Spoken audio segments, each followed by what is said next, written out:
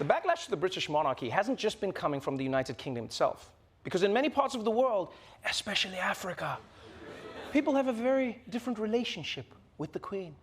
Across the African continent, there have been people who are saying, I will not mourn for Queen Elizabeth. They herded more than 1 million people into concentration camps where they were tortured and dehumanized, which is why you see a statement like this from the South African opposition party, the Economic Freedom Fighters, that said, we do not mourn the death of Elizabeth, because to us, her death is a reminder of a very tragic period in this country and Africa's history.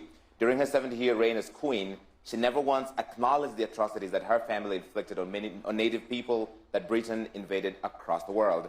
If there is really life and justice after death, may Elizabeth and her ancestors get what they deserve.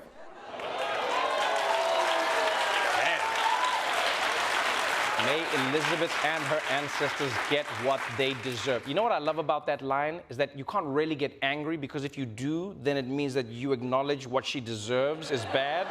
May she get what she did. How dare you say that? Well, what does she deserve? I don't know.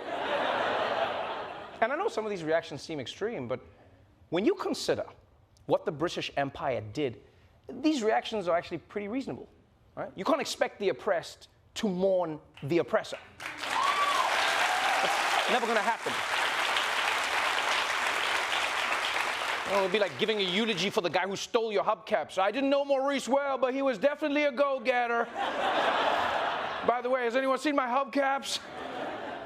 And I know some people would say, but look, Trevor, the Queen wasn't really in charge. She's just a figurehead. You can't blame her for the atrocities that the British Empire committed. Yeah, fair enough. But you also understand, in her entire reign, she never repented. She never once made amends. Right? There wasn't even one Notes app apology on her Twitter. Nothing.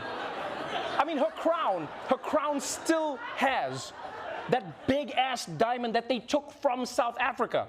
Right? It still has the Cullinan diamond. It is the ultimate conflict diamond. The least you could do is give it back. To who? I don't know. But you could try. You know, find a South African who hosts a late-night TV show. It could be any one of them. Then we'll be on the path to forgiveness.